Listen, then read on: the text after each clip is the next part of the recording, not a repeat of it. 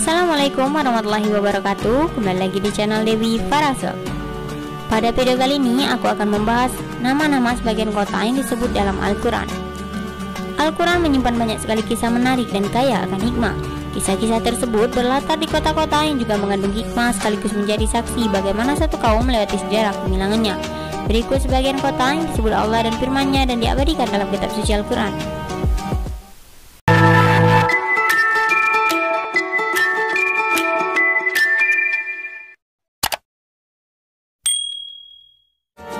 Kota yang pertama yaitu Mesir. Di negeri ini Nabi Musa diutus Allah SWT yang namanya paling banyak disebut kisahnya dalam Al-Quran. Selain ini, ada kisah Nabi Yusuf yang juga berlatar di negeri Piramida tersebut. Penyebutan Mesir diantaranya dari surat Yunus, Yusuf, Al-Zuhruf, dan sebagainya. Kota yang kedua yaitu kota Mekah.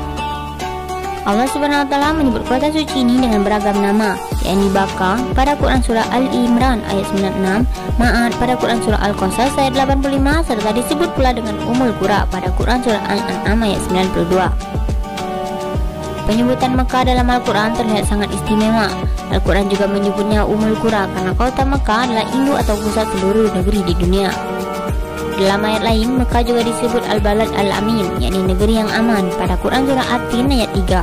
Nama surah Al-Balad pun bukan bermakna negeri secara umum, melainkan negeri Mekah. Yang ketiga yaitu kota Iram. Kota Iram atau kota Aram merupakan kota tempat tinggal kaum A'ad, kaumnya Nabi Hud. Kota ini juga disebut sebagai negeri pilar karena saat ini masih ditemukan sisa-sisa pilar yang tinggi menunjukkan peradaban kaumnya yang maju. Namun, sebagaimana Al-Hijr, Iram juga diazab Allah karena kaum A'ad membangkang kepada Nabi Hud. Kota Iram disebutkan dalam Al-Quran pada surah Al-Fajr ayat 7-8.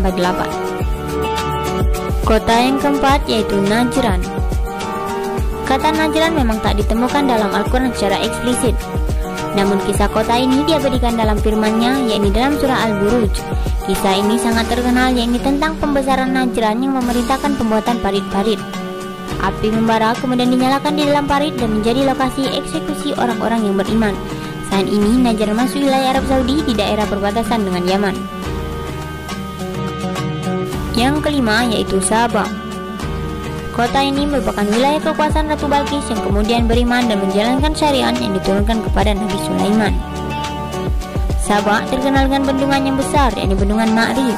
Bendungan inilah yang kemudian ambrol akibat kaum Sabah yang ingkar kepada Allah SWT. Kota ini terletak di wilayah Yaman, namun kini tak lagi tersisa jejaknya.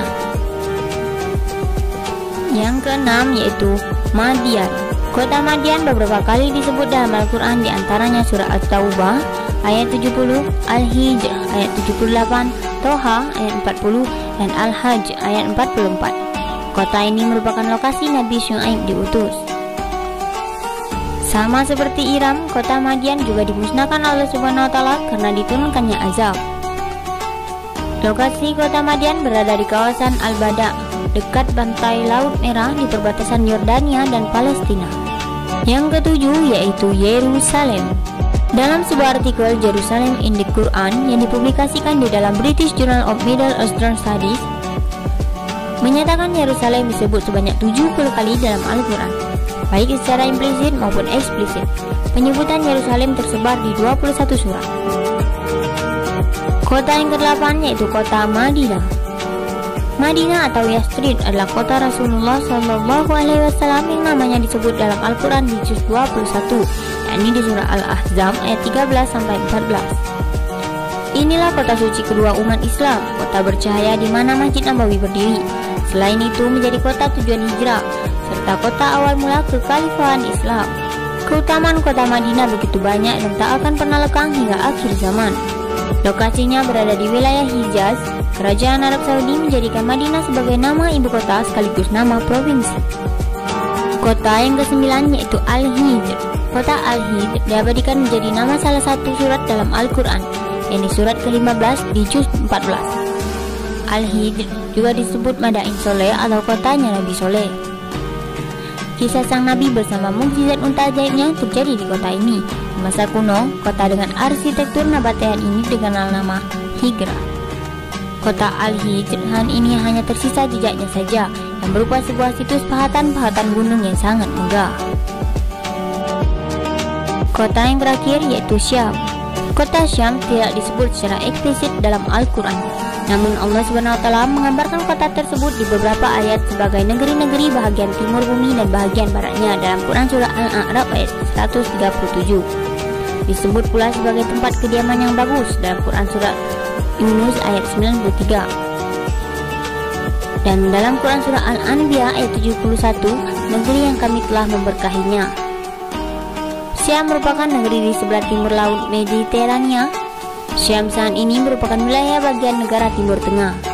Di antara negara yang termasuk dalam wilayah Syam yakni Palestina, Yordania, Suriah, dan Lebanon. Demikianlah sebagian nama-nama kota yang disebut dalam Al-Quran. Semoga video ini bermanfaat. Jangan lupa like, comment, and subscribe. Terima kasih. Wassalamualaikum warahmatullahi wabarakatuh.